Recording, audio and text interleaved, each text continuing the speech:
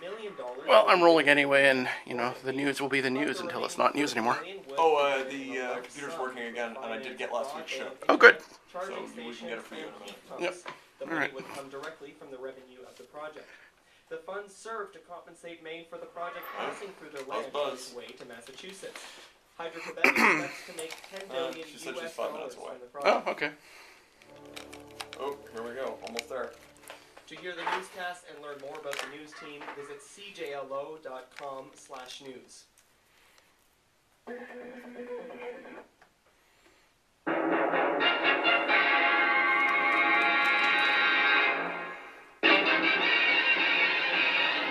That's not on the air. And with that incredibly exciting Was that some theme, bonus theme? No, we never got the bun. That was just you and I. Oh, okay. Just for us? Yep. How nice. Secrets of running the board. I'm so glad that we're talking about things. This is like a podcast that is doing visual elements. It's always fun to just wait for them to explain it to you. At any rate, that was our exciting Canadian content theme. As we've mentioned before on the show, that is the CBC produced piece of music that went along with a 1967 cartoon show. At any rate... It was a check for Ralph Bakshi for a while. Not in the first year. No. He only came in later. Oh, that's why it got weird. He was the emergency backup guy who took over along with a few other people. Oh, no wonder it turned into a bad acid trip after that. They farmed it out. That's essentially what it was. Right. It became a farmed out show. So, it is February 24th. It is hailing, snowing, and raining sleet as we speak. And as awful as it is out there, it's only going to get worse because tonight is Oscar night. That's correct. And I prefer snow and sleet. And because our show is called Cinema Smackdown, I figure we might as well touch on We are contractually obligated to talk about the Oscars. I think you might be right about that. Yeah, although we will not be doing 3 hours in a row like we did a couple years ago, because we just had so much to say about La La Land. But 3 years ago, when we did this, there was something to say that year. As I recall, there must have been. There was a lot of content. We had things to say. This year we have 3, 4, 5, 6, 7, 8 movies I didn't like. At all. Yeah, tellingly, when we did our 4 episodes about underappreciated films of 2018, none of these films factored in. Not one of them is on this list. And every single one of the films we talked about, I like better than anything on this list. Yep. I would go so far as to say if they gave Best Picture to Overlord, I'd be happier. I would go for that. I would totally go for that. What else would be a better choice for Best Picture this year? I'd vote Overlord, the J.J. Abrams produced Nazi Frankenstein monster splatterfest. Right. I would say let's give a preemptive Best Picture Oscar to the next Craig Zoller film. Yeah, well, we do what we can. My name is Michael Brody. I am joined today by Shane Simmons, and in theory, we will be joined by Tess McRae, who may be coming in the door as we speak. There she is. Goodness, the timing. There she is. I'm well known for my excellent timing. Get it on mic, otherwise it didn't happen. Today's episode was Tess's brainchild, as she reminded me earlier this week. It was a requirement of the show. You reminded me earlier this week that it was Oscar week, which I was blissfully unaware of. Look, when you signed the contract, it was right there in the small print. When it's Oscar time, you got to talk about this crap. Yeah. Yeah, apparently. And crap it is this year, with 8 or 9 completely unlikable films in my opinion. Tess is going to argue that 6 of them are wonderful? How many are wonderful? 1. 1. I bet you like I haven't seen all of them, to be honest. I usually watch every Oscar movie, including all of the weird little categories and everything. I'm like obsessive about it. Yeah, I used to do that until I realized it was a tremendous waste of time. Yeah, this year I kind of had no motivation for it. Guys, I've watched you're like both 3 fired. of them. That's just a given. I've seen every one of these films. Well, you see every movie that comes out, Michael. I have my limits. There's certain things. I've never seen Honey, starring Jessica Alba. Oh, I have. there's a couple of things I have not gotten around to. I went almost 30 years without seeing Dirty Dancing. Oh, wow. But after Patrick Swayze died, I felt obligated to sit through it. So you have seen it. So now I have. Burning candles in a ritualistic way to try to raise him from the dead. I mean, it was a valiant effort. Did you get a ghost out of it? Dirty Dancing Havana Nights. I have not. Okay. I have not. I'll wait 30 years to its 30th You anniversary. Luddite. We are doing well here. So we're going to jump in no particular order to talking about Oscars. I will say that the only film that I legitimately liked that's anywhere on the Oscars list isn't a Best Picture nominee, and that was Can You Forgive Me? Which... Oh, I've been meaning to see that. Like, let's be clear. It's not good enough to be an Oscar nominee. But it is better than any of the films that got a nomination for Best Picture. Like, heads and tails above them. Yeah, well, it's impossible for it to be the best Richard E. Grant film, of course, because we all know that's Hudson Hawk. You know, you actually caught me by surprise with that one. I was very quickly doing my list in my head of With Nail, How to Get Ahead in Advertising, any number of Which all pale in comparison to Hudson Hawk. I am never going to fight somebody on their love of Hudson Hawk. It is a true train wreck masterpiece. Where was Oscar that year? Where was Oscar that year? Where was the best animated film category when it came to judging Bruce Willis's cartoon drawn on hair in that film? As I like to remind people about the film Hudson Hawk, when the film was completed, Bruce watched a rough cut of it and said, "Wow, I'm looking way bolder than I'm comfortable with in some of these shots. How can we fix that?" And in 1991 technology, the way to fix that was to hire cartoon animators to go in and draw hair on top of his head, which in a couple of shots of the movie, when he turns his head quickly, is clearly, obviously, pretty much the same level of hair design you would see on a Huckleberry Hound. So, yeah. And now we use millions of dollars of computer technology to do the exact same thing with modern actors. Well, that is sort of what they do with... Well, that's, instead of drawing on hair, they drew off hair and made what's-his-face, Superman's lip look like it was made out of gelatin in a Justice League movie. How dare you insult that perfect Justice League film? Was that a 2018 movie? Yeah. No. Was it 2018? No, that was the year before, I think it was. Oh, wow. I really time's marching on. Because I was going to say, guess what? Out of all the nominees here, I preferred Justice League. Get the fuck out of here. Get the fuck out of here. I didn't say I preferred it by a lot. It's almost even with Green Book. Green Book, by the way, I will just say this up front, is probably the most likable of the... Again, I'm going to count them because I keep forgetting how many Best Pictures there are. 8. I've heard that Green Book is the movie to watch if you are not yet aware that racism is bad. Okay, I have a minor... Racism happened? When was this? A little quick explanation for Green Book when you watch it. Green Book is the same movie, not thematically per se, but it will leave you with the same strange feeling the movie Good Will Hunting does, which is somebody wrote this for themselves to really make themselves look good. And so Good Will Hunting is like, I'm a math genius who's all the ladies want him, and also I can fight anyone. Yeah, and I'm angsty. Check out my angst. My big character flaw is I get into too many fights, which I win. Yeah, exactly. At any rate, so Good Will Hunting is a very entertaining movie that feels dirty when you watch it, because it just feels like I want to make myself look good as humanly possible in light of playing this character. I want to win an Oscar, I want to look amazing, everyone's going to love me after this. Green Book is almost the same. We have, in this film, I'm going to say it's the 60s because I don't remember exactly what year it is, we have a racist Italian character who is the single most woke racist you will ever see in a film. This is the most honorable man that has ever lived, and he's just, doesn't know everything yet. He's about to. By the way, he explains black culture to the main character in this, in many scenes. Well, nothing better than that. Which the black character refutes him on, but later agrees with. It's like, how dare you, sir? Well, I see that you do have a few good points about how my people behave. Well, who among us can claim we have not been Vigo-splained?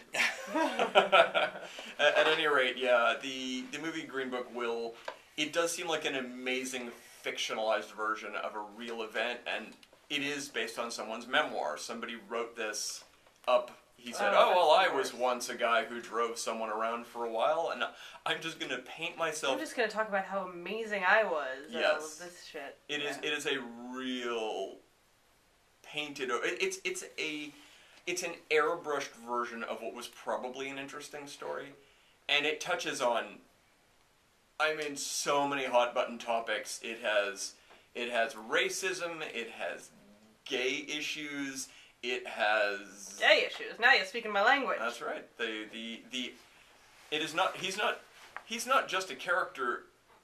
The person he's driving around is not just a character who is suffering racism. He's also suffering homophobia because everywhere he goes, somebody is trying to. Wait, is this the film about the guy hiring Vigo to do a fake hate crime against him? Is that? Oh boy, are we not going down that road? Oh, aren't we? Oh. No. That just seemed like a really bad idea. Like, let's just leave it at that. No, we're gonna stick with Oscar talk today, and at any rate, even though I'm slagging on it, Green Book is watchable and likable, and for somebody who doesn't have any particular leanings, I'm sure it's entertaining if you're not really delving too deep. But again, should it be Oscar nominated? God no. God no, it is in no way a good enough film. What was better this year? We gave a 4-week list of films we thought were notable this year. Yeah, I guess that's true. And well, look, the fact that Spider-Man Into the Spider-Verse isn't going to win Best Picture. Yeah, that is also a travesty. And if it doesn't win Best Animated Film, I'll be pretty angry, especially if they give it to the worst animated film I saw this year, which was Incredibles 2. Is that nominated? Yes. Are you fucking kidding? Oh my god, I'm cursing a lot today. Are you kidding me? The good news is Incredibles 2 was nominated for Best Animated Film. Yes. Because are there no other animated films in Shrug, the world? Pixar. In the same reason, it's up for a. It was joyless. They're also up for a best short picture, best short animated film Oscar for that. Oh, that worst short film. That horrible, weird, off-putting thing that they did that got slapped in front of The Incredibles 2. Actually, this seems like a good opportunity for you, Shane, to promote your friend's Oscar-nominated. Yes. The only reason I give a damn this year at all is because 2 of my friends are up for Oscars again. This is David. Wow, that was a real humble name drop there. 2 of my friends are up for Oscars again. No big deal. Well, I'm sorry. Whatever. They've only won the one time, so hopefully this, they're due again because that was a long time ago. But are they woke enough? No, I think I'm talking about David Fine and Alison Snowden, who did the short animated film Animal Behavior. And I think they have an inside track because there's nothing the Academy likes better than a good backstory to your film. And in their case, they have one that you cannot beat, where during production, Allison came down with a bit of an infection, a little sniffle, and that resulted in a double lung transplant. Oh, Jesus. Yeah, which she got through, and then they finished the film, and now they're here at the Oscars. The question is, will they have an Oscar-nominated double lung transplant short film next year? Yeah, well, that would probably be a live action. Good idea. You could do an animated version. Yeah. You could do a Charlie Kaufman adaptation style short film, which is the making of the animated film they were making, complete with double lung transplants stuck into the middle of it, reality style, and you should get Nicolas Cage to play Allison. I will be sure to pitch that to them. Oh dear. Was Mandy this year? Mandy was this year. Again, a movie I liked more than any Oscar-nominated film, and also a movie I wasn't crazy about, but I still liked much more. At any rate, if we're going to keep going with all of these fun Oscar chats, we should probably pay the bills for a minute. So let's do that, and we will be right back.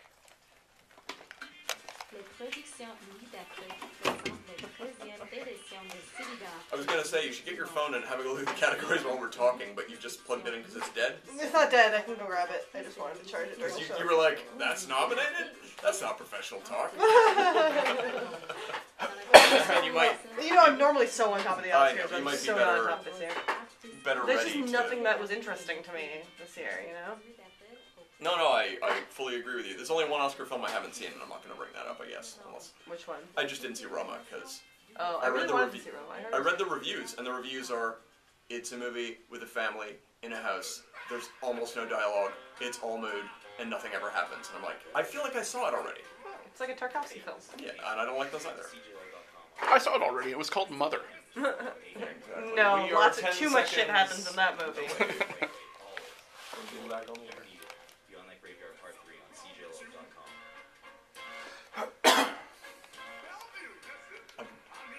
decided to boycott all those terrible movie ads. Alright. I gave up on them. Whatever.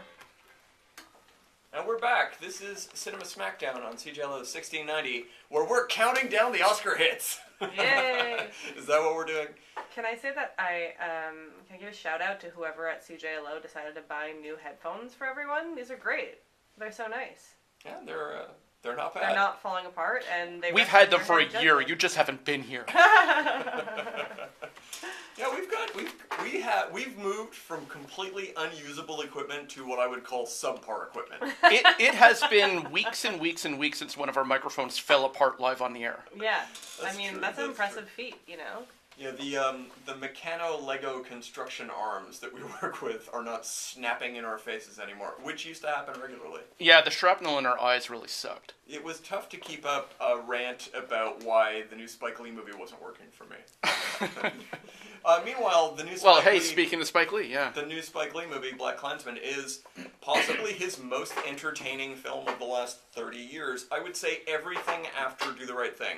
But, I mean, I use the word entertaining, but it is a pretty good movie. BlacKkKlansman isn't bad, but the thing I got out of watching the movie BlacKkKlansman was it's a phenomenal true story, at least the elements of it that weren't fictionalized.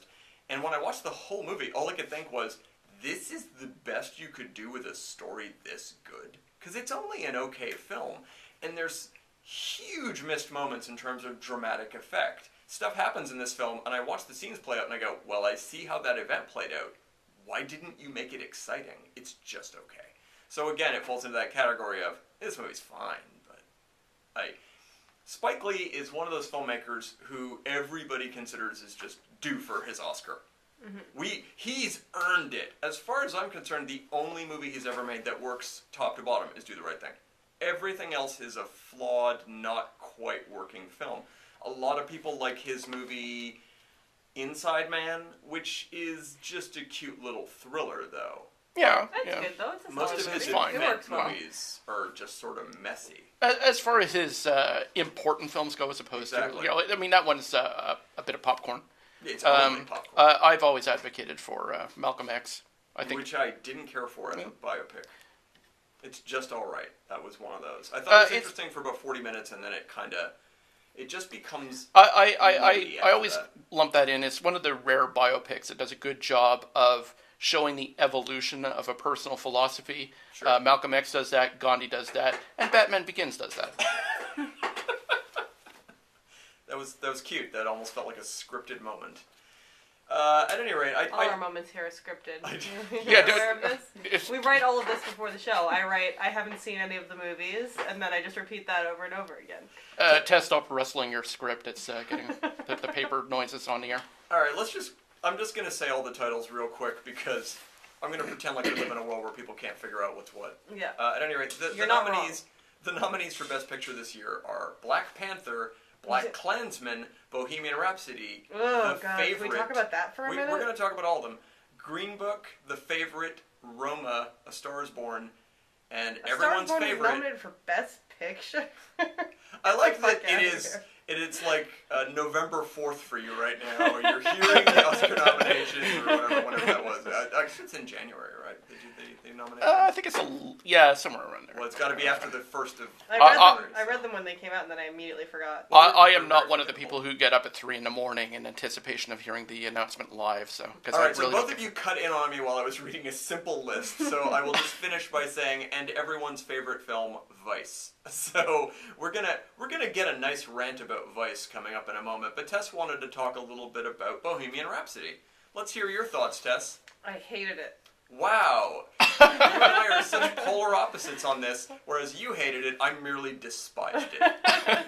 Okay, here's the thing. There's lots of movies that are bad. It's not a good movie. It's kind of meandering, it's kind of blah, it's bland, it's not really that interesting. The last 30 minutes of the movie are a live concert that exists on the internet that you can just watch itself. Mm-hmm. You don't have to watch the movie version of it. And they go on and on and on in the promotions for the film where they're like, you know, he echoed every movement from the Live Aid recording of the Live Aid concert, and we did every shot the same and every movement the same. And I'm like, why am I watching a movie? Just play the clip. Yeah. Just play the Live Aid. It's not and it's 30 minutes. Well, it wasn't shot in high def back then. Yeah, I mean, I guess that's the thing. Well, I have now seen 3 movies in a month that have a 20 to 30 minute singing or dancing number. We have Bohemian Rhapsody. We have... Wow, I can't think of the title because it's so not important. It's Vox something, starring Natalie Portman. Is it Vox Lux? Vox Lux, something. Okay. It is, and it ends with a 25-minute meaningless concert. And there was also Gaspar Noé's recent movie Climax, which begins with a 20-minute no-plot dance scene. Yeah. Yeah. These are all movies that felt the need to are these like inflict dancing on me. Gimmicks? I don't know why these things happen. No, but anyway, thematic choices. At any rate, we're talking about there's plenty Bohemian Rhapsody. there's plenty of movies that are just bland and blah. But first of all, Bohemian Rhapsody, for some reason, got so much hype when it came out, of people saying that it was the best performance ever and all this stuff. His performance, in my opinion, was meh. Well, I would say it's quite terrible for the very reason that he sounds like a person trying to speak through a mouth device. Which is correct. That is what's happening. While Freddie Mercury had large teeth, he didn't also have a huge set of dentures over his large teeth that he was trying to speak through. So he had a normal speaking voice, whereas Rami Malek just seems like he's trying to overcome something in every scene. Yeah, and the fact that... I mean, okay, so here's the thing. So having a bland concert movie about Queen is whatever... But the fact that they take Freddie Mercury, who's absolutely a gay icon in every sense of the word, and sanitize the story down to the point where it's a PG film, is it PG or PG-13? I think it's PG. I think it should just be a G. There was nothing. Yeah, it's a PG-rated film about Freddie Mercury, whose whole life was excess and debauchery and wildness and gay coming out of his pores. These epic birthday parties, club parties that he would throw in New York that were a huge part of building the gay culture in New York and the gay scene and of that era. And he was a hugely influential figure there. All of that is completely sanitized. There's one birthday party scene where it's sort of like moralistic that everybody walks out on him in the middle of his birthday because he's too whatever. I don't really understand the whole purpose of that scene. Just, I guess, gay is bad, but like very quiet, subtly. My favorite moment in the movie is where he gathers the band together because he's been kind of a dick for a while and says, "Hey everybody, I've been kind of a dick for a while. By the way, I have AIDS." And everyone's like, "Cool, dude." We're all totally fine with that because we're in an age where we don't think you can get that by touching someone or breathing next to them, which everyone did at that moment. No, I know. Nobody shows the slightest sign of paranoia. They just instantly accept him. This is a thing that I that's hate sanitizing about... to the nth degree. It's sanitized to the nth degree. There's no depth to the character, which Freddie Mercury was a hugely fascinating, complex, deep, interesting character. And all of that is flattened out to make him just like... First of all, I also hate... in these musician biopics where some of the people who are in the band are still alive. So all of those people are painted in the most positive possible light because they're the ones who signed over the rights to this thing, No, unfortunately they never signed over their rights, which is why we ended up with this sanitized version. As it is well reported, there was another version of this movie in development for 3 or 4 years starring Sacha Baron Cohen as the ultimate debaucherous Freddie Mercury.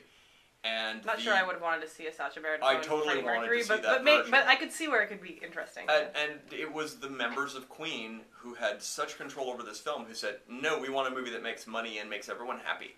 So they ultimately fired him. Right, okay, so sure. So this is what I mean. It's like, because these people are still alive, it ends up being this, like, circle jerk of like... Well, nobody likes to share the box office with a libel suit, so... Right, so it ends up being this circle jerk of them just proving how amazing they were and how okay they were with everything and how much they love gay people and it's like there's no... Even in the songwriting process, which is an interesting process, I've worked in the music industry, like, musicians are crazy, it can be super interesting. Mm-hmm.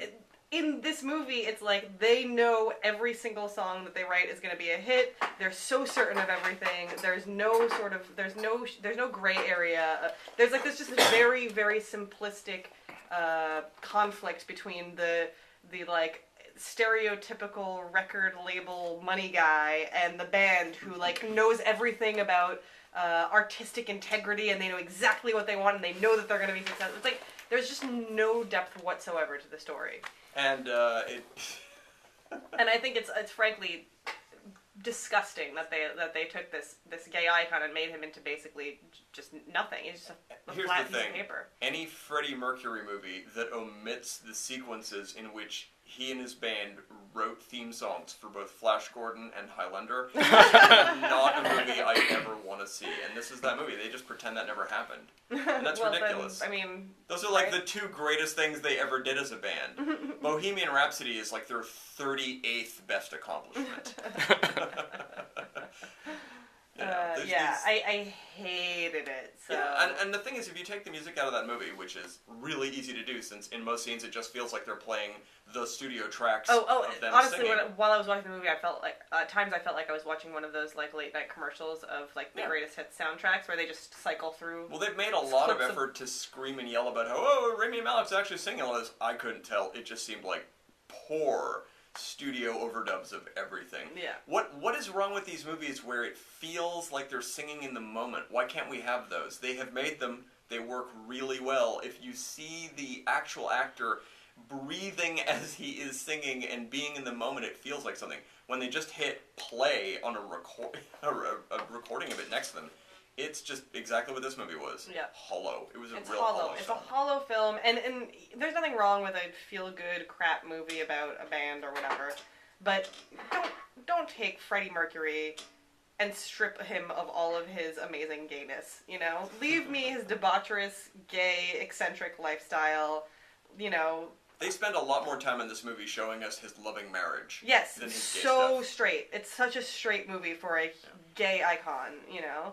Well, speaking of loving biopics, Shane, why don't you tell us a thing or two about your thoughts on the movie you watched last night, which I believe is called Vice. Vice, yeah. So, I should preface this by saying, so this is a film about a group of people I absolutely loathe. Dick Cheney. You mean Adam McKay and Will Ferrell? Well, we'll get to that. I am not a Dick Cheney fan. I'm not a Bush administration fan. I have long held that they should be arrested as war criminals, tried as war criminals, and hanged as war criminals. And now you've added to that list the filmmakers of this movie. Well, what they've done here is they've taken some of the most loathsome people in recent administration history, and they have the film has made me feel sympathy for them and even like them a little bit because they had to endure such a ham-fisted, hollow, political polemic cluster F of a film. It is insulting, it is crass, it is arrogant, and shallow in ways that his previous film, which is The Big Short, which is Economy for Dummies, this is Politics for Dummies, and it just see, I feel bad for the people who are in this film because Christian Bale, who I've long admired for his ability to destroy his body for any role that he takes on, either he loses way too much weight or he gains way too much weight. In this one, it looks like he put on, 100 pounds? He's big in this. And he really commits to the Dick Cheney. He's got all the mannerisms down. He really brings it, and this film is not worthy of the effort he put into it at all. And it is filled with this winking, cloy crap right from the opening disclaimer of the film.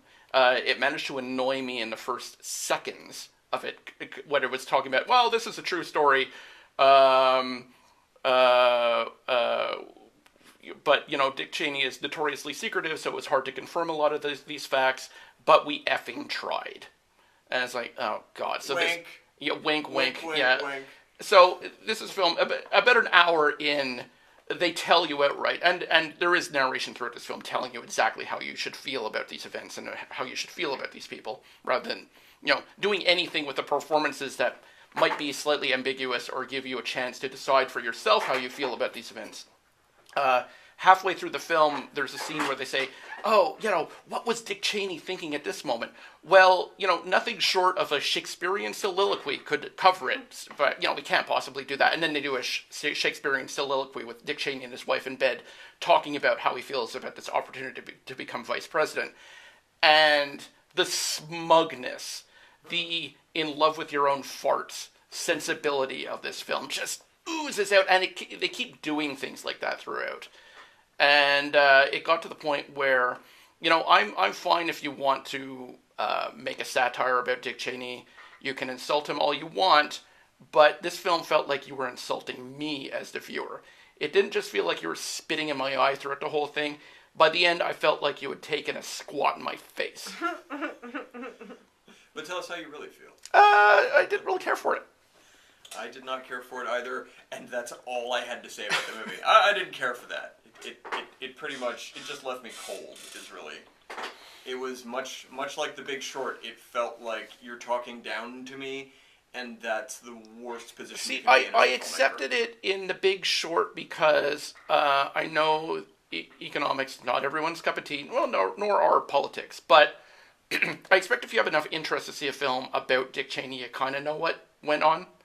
Whereas they're not assuming that at all. Explaining the economic crisis of 2008 is a complicated enough matter that most people don't know what the hell you're on about. So you might as well do it the dumbed down version of it to try and get people. I was like, oh yeah, this is how things nearly went catastrophically wrong for the entire planet's global economic system. Whereas, war crimes and Halliburton kickbacks, yeah, I get that. I got that before I went in. Fine. Get to the meat of the matter, please. The sad part is, Shane, that if we look at the 8 films that are nominated for Best Picture this year, and Vice being on it, it's still your favorite of them.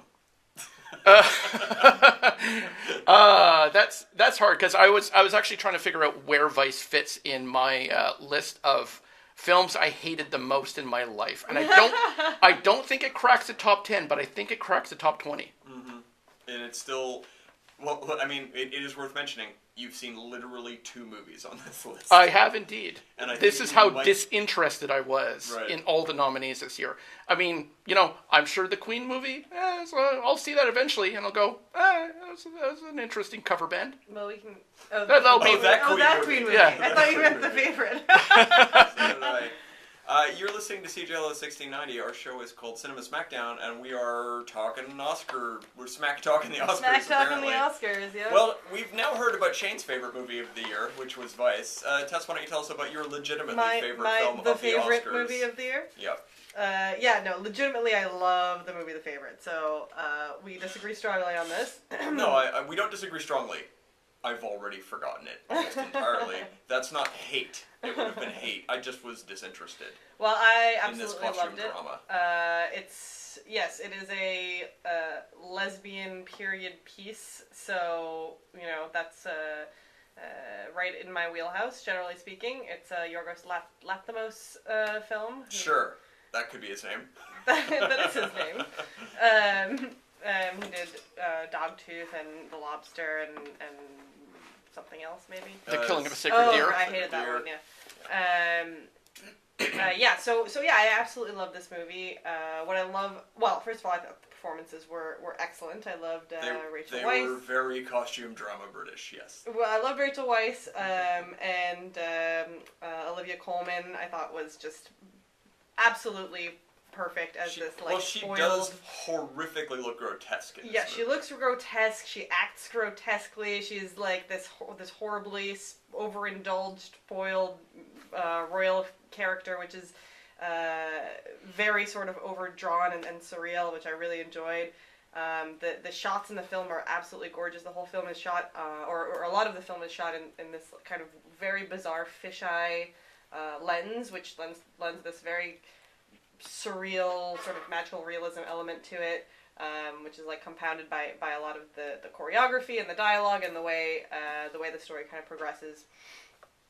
The movie is completely centered on the 3 main female characters: Rachel Weisz, Olivia Colman, who plays the Queen, and Emma Stone, who I liked least out of the 3 Who plays of them. Spider-Man's girlfriend in this? She plays Spider-Man girls. She plays Gwen Stacy in this. And then she gets dropped off a bridge. It was very tragic. Oh, if someone had been dropped off a bridge in this movie, I think I would have been a lot more excited. Well, if someone does get poisoned, that happens. That's just not the Green Goblin's MO usually. So all of the story is completely centered on these female characters, and the sort of male characters are painted very, I would say, frivolously. They all wear sort of wigs, makeup, heels, and everything like that. It's and are kind of relegated to the sidelines in terms of the importance of their storylines and their characters and so on, which I enjoyed a lot. There's a lot of really like fun, interesting sort of power dynamic stuff going on. If you're into that, it just has a very irreverent kind of tone to it. There's a lot of like subtle humor going on. It's definitely long. If you don't like a long, slow-paced period piece, you're not gonna like this movie. But I have no problem with a long, slow-paced period piece. My review of the movie stands. Well, it's definitely one of those. It's really not. It's really not a standard sort of period piece film. It's very bizarre. You haven't watched a lot of British costume dramas. Okay, you're out of your fucking mind if you think I haven't watched a lot of British costume dramas. I've watched every British costume drama. Of course you have. You're a huge Lark Rise to Campbellford fan. I hear you. But it's really not a typical British costume drama. It's very strange. It's very odd. The way it's shot, the way it's kind of scripted, the way it's acted is very sort of odd, and it's a mixture of modern aesthetic and period aesthetic. This guy's work is consistently a lot like late game David Lynch. It's weird, and sometimes I don't see why it's weird when you almost have an interesting thing going on here. Let's just make it extra weird for some reason. Well, I don't agree at all, really. Well, I disagree strongly. Given his previous work, is it possible that all the characters were just raised to think they were in a British costume drama? That is possible. Wait, are you saying that this is his The Village? Yeah, I like this idea.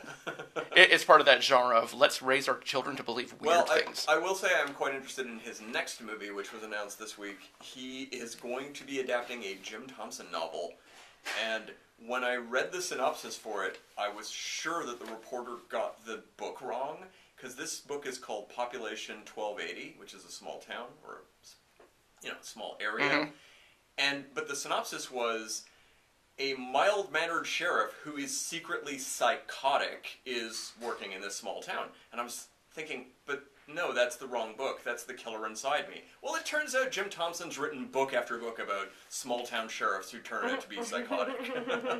So his next movie will be a very strange crime drama, I assume. And of course, as weird as he likes to go, having a character who's got a dual life will probably play just fine into it.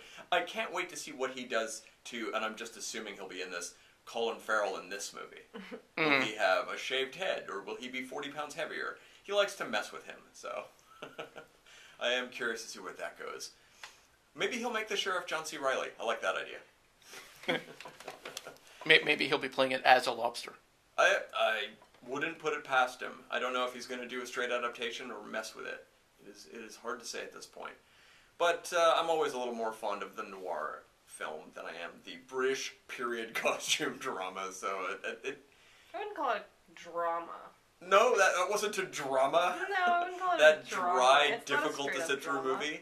There's some... It's difficult for you. Maybe you're just uncultured swine, Michael. Have you ever considered that? It's always rough when the focus of something like this is, wow, those sure are some ornate gowns they're wearing. That is definitely not the focus. A little misogynistic of you to say that. Yeah, but they are pandering to the best costume Oscar. See? Sure. Watch it, they'll walk away. Film, that's the one that has a better shot of winning, unfortunately. Also, I'll have you know that Rachel Weisz is wearing many fabulous pantsuits in this movie, which I loved. There you go. I mean, not since The Mummy has she given such a dramatic and interesting performance. Okay, so best pantsuit movie of the year.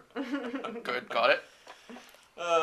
I mean, there's not much I have to say about the other movies on the list. I have nothing to say about Black Panther. I have less than nothing to say about A Star Is Look, Born. I'm glad Black Panther is nominated. I am really not glad that is Not because I think it was one of the best movies of the year, although maybe, like, there weren't really that many good movies. Again, we have 4 weeks of episodes of this show where we talked about better movies that came out this year. But, I'm happy to have a And we had 37 weeks of talking about Marvel movies. So. That's true.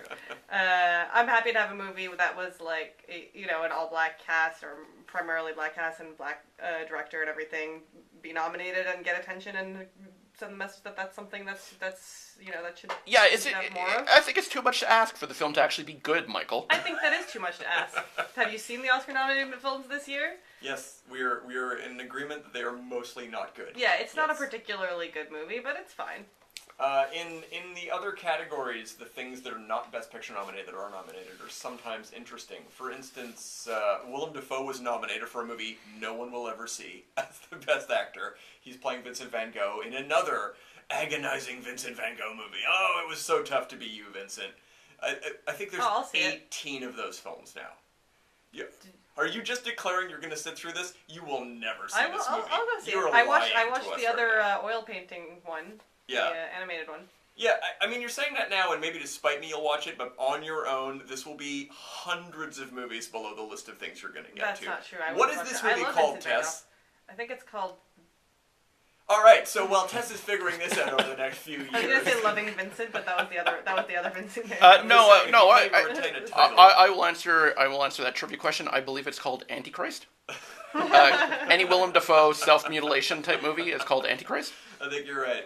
In the Best Actress that wasn't nominated for Best Picture, we have Glenn Close in The Wife. And again, this is one where I actually genuinely liked this movie. Now again, I also wouldn't say it was Oscar-worthy, but it's more Oscar-worthy than anything that got a nomination. It's a pretty good film. The Wife is about a highly lauded author who, in the first 3 or 4 minutes of the film, you realize probably didn't write his own books. It only takes about a second of watching his dynamic with his family to say, yeah, this has that feeling of there's a big secret, and the biggest secret is probably you didn't do all the work that you're getting acclaimed for. And so it's the subplot from Barton Fink. Mm-hmm. There you go. It is the Barton Fink remake. Melissa McCarthy was also nominated for Can You Ever Forgive Me, and she does give a phenomenal performance, although Melissa McCarthy pretty much just is Melissa McCarthy and everything. She doesn't do subtleties. She might wear I have glasses. one question and one question only about her performance. Does she poop in a sink? If she doesn't poop in a sink, I'm out. I mean, Spoiler alert. Does it count if Richard E. Grant poops in a sink? Oh, okay. I'm on board for that too, actually. Yeah, she's quite good in this. I'd much rather see her win than... I'm looking at the list of people who are nominated for Best Actress, and I'm realizing that it will either be Olivia Colman, who I genuinely did not enjoy the performance of in her film. I'm not saying it wasn't good, but I didn't enjoy it. Or Lady Gaga, who makes me want to kill myself. Olivia Colman's definitely going to win. There's no question. I was willing to give Best Actress award to Lady Gaga just for base jumping into the Super Bowl. But that was the wrong year, so we didn't talk about A Star Is Born at all. It's bad. It's bad, I think, is making it sound too entertaining. It's fine. I will say for 15 minutes I was engaged in it. For about 15 minutes at the kind beginning. of like initial love story stuff, and that's not something that I'm a fan of at all in any way. Bits. I were well done, I thought. But once you realize that the cinema verite style of the movie is not going away, and that it's so heavy-handed, everyone is mumbling, and it feels like they're half improvising their lines when they're clearly just reading the script. It was a messy, messy film. I'll also say it was confusing as to... Did we talk about this already, maybe? It was confusing... It was sort of like they were trying to create this narrative of her rise to fame, making her a worse musician or something like that, or making her artistically bankrupt. But they also didn't want to steer too hard into saying she was artistically bankrupt because she is a famous musician who's done basically all of that stuff, right? So they kind of like have this ambiguous line where they're kind of acting like she's artistically bankrupt, but also kind of acting like she's really great. Because you're so supposed to still like the songs, right? Exactly. So it's kind of I've never been confusing. angrier at a soundtrack in my life than I am at the overplaying of these songs at this time. At any rate, I like the Shallow song. We're gonna cut to a few ads, and hopefully no one snuck her Oscar-winning song in. And I'm calling it. She's winning the Oscar for this song. Of course she's winning that. Of course, that's definitely winning. There's no question. So please enjoy these Lady Gaga free ads.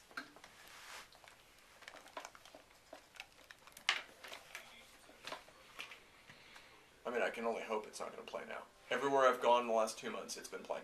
Yeah, I mean, non-stop. It's gonna win. It's like the little. It makes me really angry. It's like the little drummer boy over Christmas. Can't get away from it. I kind of want to go into a coma so that I will punch you. I will punch you if you sing that fucking song. I kind of like the little drummer boy because they reference it a few times in reindeer games in humorous ways. Yeah, you know that's the closest to that actually being used correctly. I have But some oh my fondness for it, god, just because of that. Yeah, okay, I'll give you reindeer games. Reindeer games, the Hudson Hawk of Ben Affleck's career. Of Santa Claus heist movies. And there's more than one. Of course there is. Oh my god, I've never listened to this promo before, but it's truly awful. Dirty work. Definition. Still better than any of those movie ads.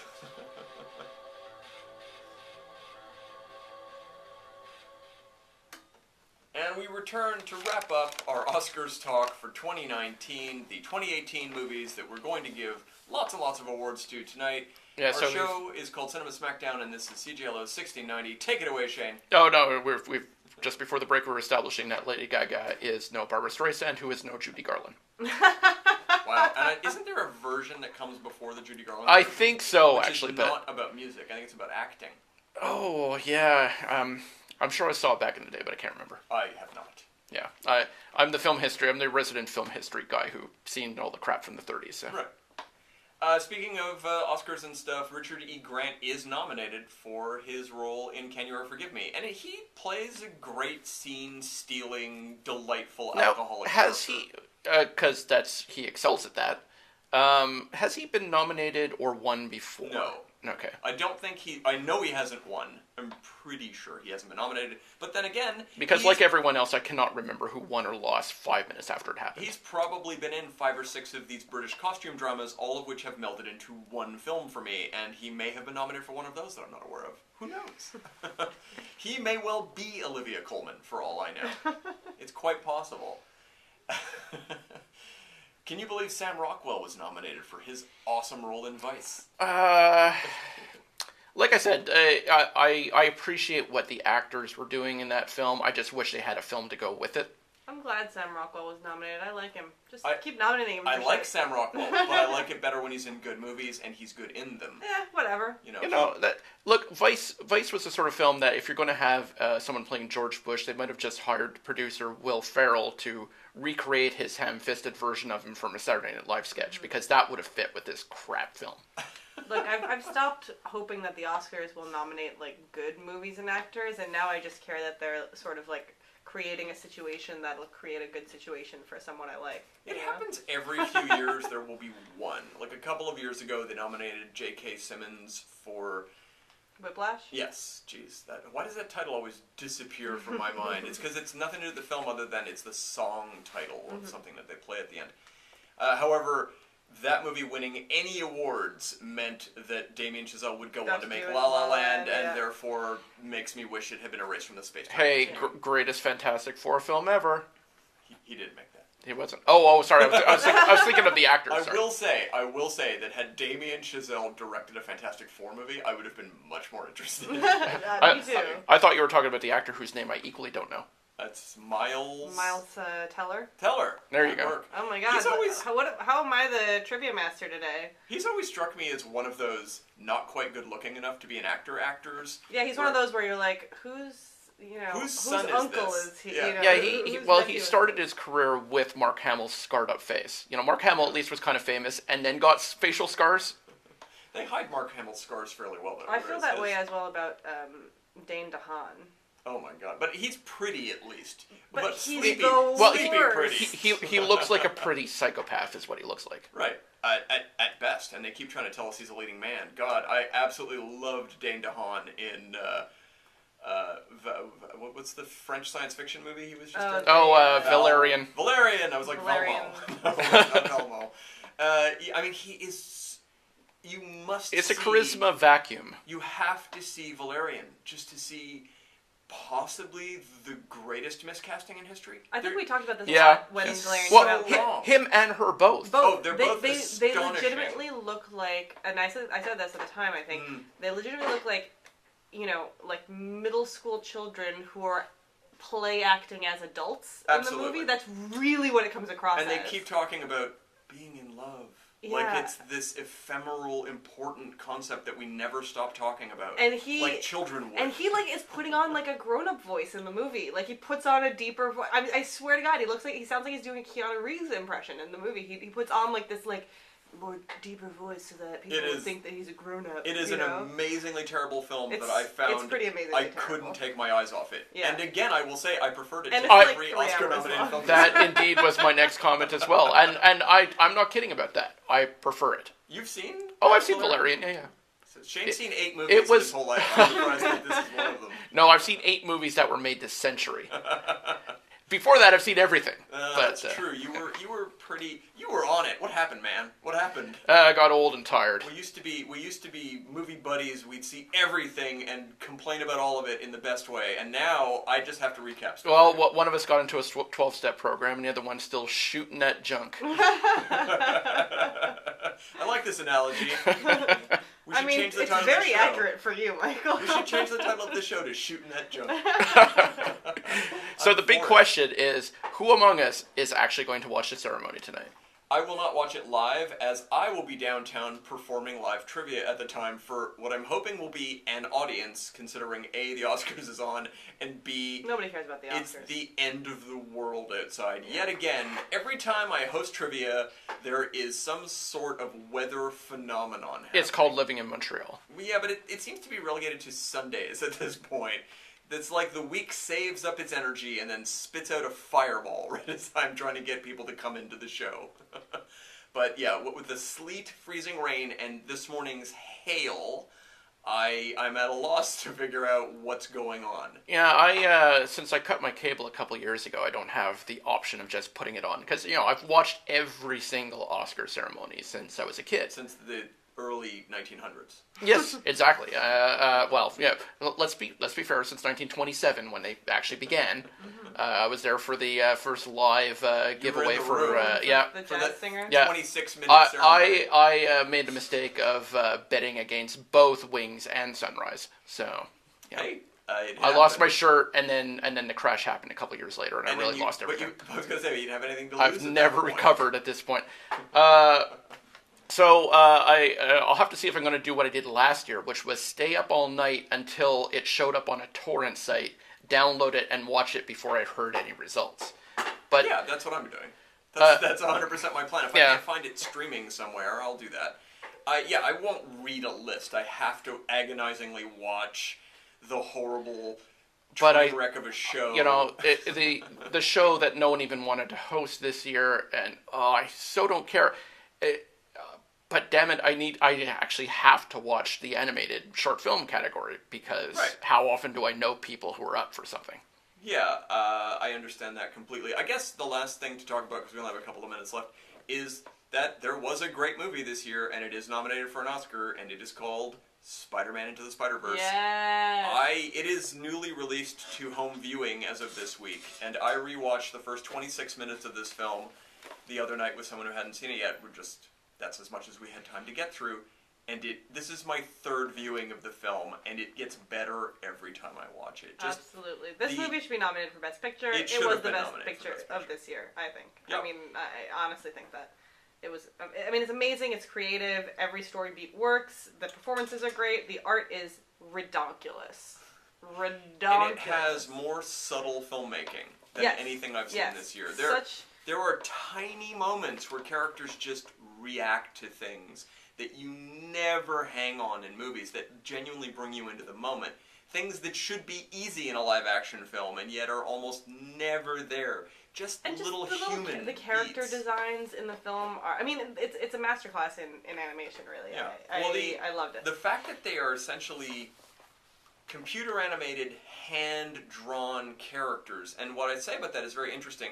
If you see, there's a lot of scenes in this film where you will see close-ups of the characters, and you will note that the literal lines that are drawn are hand-drawn lines, including, and this is the most telling of all of it, whenever there is a close-up enough shot where you can see the lines that make up their eyes are not uniform shapes. They are unevenly drawn so as to give them different characteristics. They are consistently unevenly drawn. Mm-hmm. Which means if the main character, Miles, when you see super close up, one of his eyes is a little bigger than the other one in terms of the way the line is drawn, and that's consistent. So he actually looks a little different than everybody else, and they all have that aspect. So the art is really it's a kind of genius move that they did with that. Yeah. And yeah, I mean, and the animation, the actual animation, the way it's animated is stunning. Yeah. Stunning. And new and different. Yeah, it's different. not the same thing we've seen before. That's a big piece of it. Is it's a little different than stuff we've seen before. Yeah. So, despite the fact that it is a goofy Marvel superhero cartoon movie about an action story, it has the most human beats of anything I've seen this year. The best drama, the best character development, and it's just the most likable movie. Everything else is either way super angsty and it's supposed to be important, and it doesn't feel that way, like Green Book, or it just feels like an addition because we needed 8 films, like Vice. I guess we should throw that in. They were talking about something important. Well, I didn't see it. Should we still nominate it? Sure, I guess so. Somehow Spider-Man didn't make it in there. I figure that's just because it is a superhero film. And it's an animated movie. I mean, very rare for those guys nominated. And it would also, by comparison, show how crap a Marvel film Black Panther is. Exactly. Did we mention at all the fact that they're not showing half the categories? No, they're all back. They're all back. Yeah, they caved last minute. They caved. Yeah, there was whining. such an outcry. Okay, I mean, fair enough. They're still only gonna do 2 songs though, and the fact that they're gonna do 2 songs and not bother with the rest is that kind of takes some huge, some of the guesswork out. It's a huge insult to the other songs. Yeah, for sure. It's either do them all or just do none. Right. Or do one of those montages of all of them. That's fine too. I feel like there's other fat that could be cut from the fucking show. I don't have any problem. This is the thing about a show like the Oscars. Oh, it's so long. Well, we live in an era where you can record something and watch half of it now and half of it later. Who cares how long? Who cares? Yeah, you can fast forward. You could watch it in double speed. Yeah, exactly. It's just up to you. Start it an hour late and then watch what's already been on at double speed. That's how TiVo These works, days, right? Commercial television should be grateful that there's something on that people might actually want to sit through. Well, the argument, of course, every year is less and less people are watching the Oscars. So. Well, there's that, yeah. Well, that's the problem. That's why they wanted to make, this is, I guess, the last topic we can have today, as we have 2 minutes left.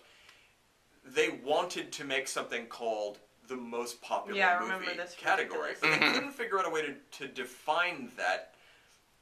And it really isn't, it doesn't seem like something you would vote on. Yeah, and it would probably be a YouTube video of someone getting hit in the dick. Yeah. So. There you go. Yeah.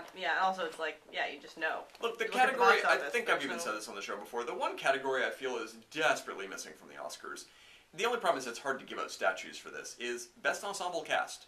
That is an easy category. You look back to films like The Usual Suspects, The Right Stuff, and you say, wow, look at how many great actors are being great in this movie, and you give that an Oscar. It's just tough to give 11 Oscars out to the people who are in it.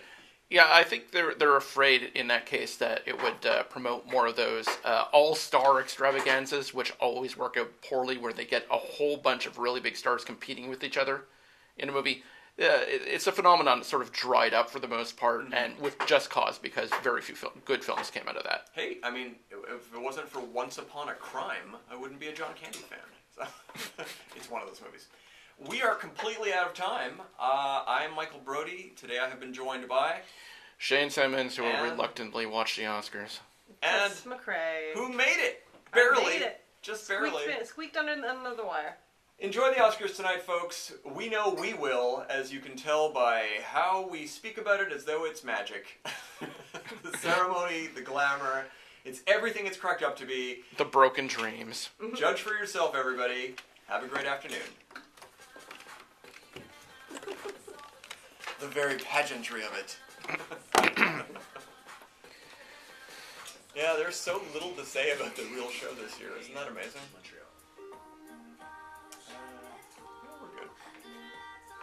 All right. And here comes the news. Yellow News. I'm Luca Caruso. Woo! Woo! Good show, everyone. Not bad. I mean, we did ramble Montreal incoherently about things for a while in an amusing way. For extensive It's kind of what Any we Oscar do. show that brings up Hudson Hawk. 11 until summer 2021. Or reindeer games off here. It's true that Richard E. Grant, it's always worth mentioning that even if